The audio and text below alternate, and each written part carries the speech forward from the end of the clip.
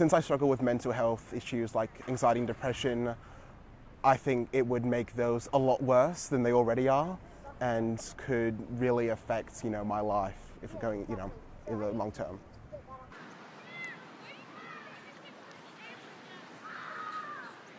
Yeah, so being autistic, I have a really, really hard time connecting with others, and doing that online makes it a lot easier, a lot less stressful for me, and yeah, also connecting with a lot more people, because when you're at school, there's really only reason you're there with other people is because they also go to the same school. But being online, you're able to connect with other people with the same interests, get experiences. That's the last time I saw both of them.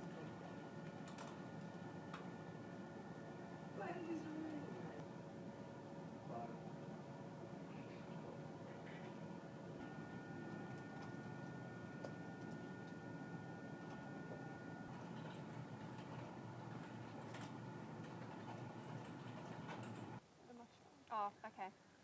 Those ones. I'm basic. Oh, cow. I'm so basic. Cows. That's bad. I just like seeing. Have you guys tried hateless cows? Like Yeah. I have Well, in my opinion, I think they could ban certain videos that people can watch, and say you can't post until you're 16 and over. That's a good one. Commenting should be banned. I don't know. I agree. You see on TikTok, community guidelines violation. I've gotten that before for showing a bit of skin on my TikTok, a bit of my belly.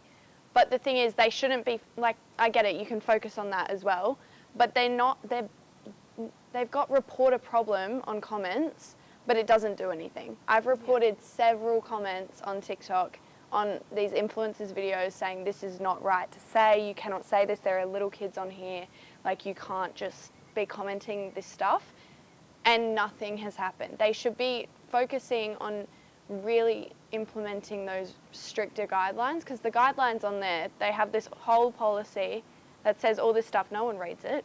It's really good. Take the makeup off, they They be show each vulnerable, other, and then you look at the comments.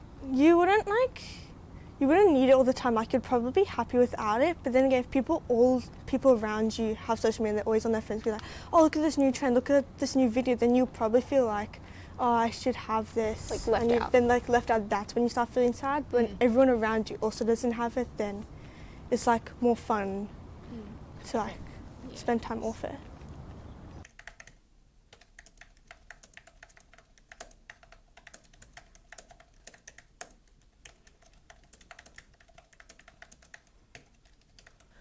Social media does present challenges and harms that young people experience. However, a ban is not the best way to go. There are a number of different strategies for addressing the kinds of challenges and negative experiences that young people encounter on social media. Young people themselves are not in favour of a ban. What does this matter?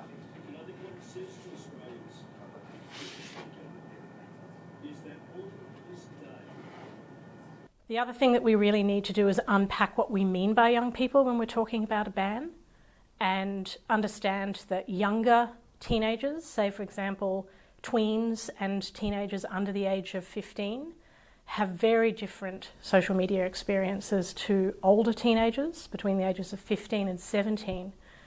So even though the age is really fundamentally important that we need to get right, what we're talking about when we say we're going to introduce a ban by age is that it negates the fact that young people have very, very different levels of maturity depending on their age and their backgrounds, and also whether they occupy that younger or older teenage group.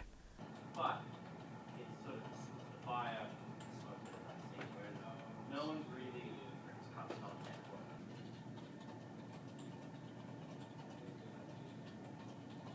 If there was like a banking run or there was trouble with cases or pressure with the banking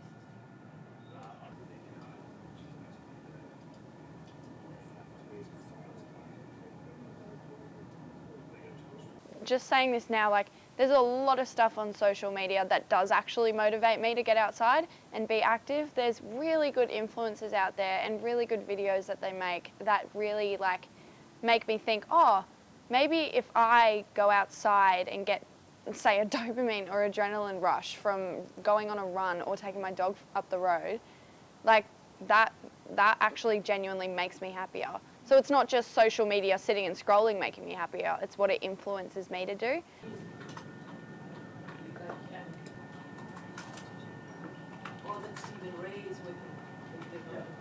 Like you said before, the communication. Yeah. People feel like they can be more confident on social media because you're behind a screen. But that also means that bullies can be confident. Yeah. And that's not a good thing. They can just go, hey, you're ugly, and not feel anything because it's a text.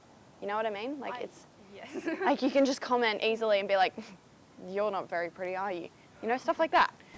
Yeah, but like lots of text messages, when you're like texting someone as well, like on Snapchat or something, you don't hear their voice. You don't, and you don't know what they mean by it. Like it could be just like, okay, you don't know. That might be like, you could overthink it. You could, like, I don't know, like I've overthink like lots of texts. It'd be like, I don't hear their voice, so how do I know how they sound, how they look, how they're feeling? Yeah.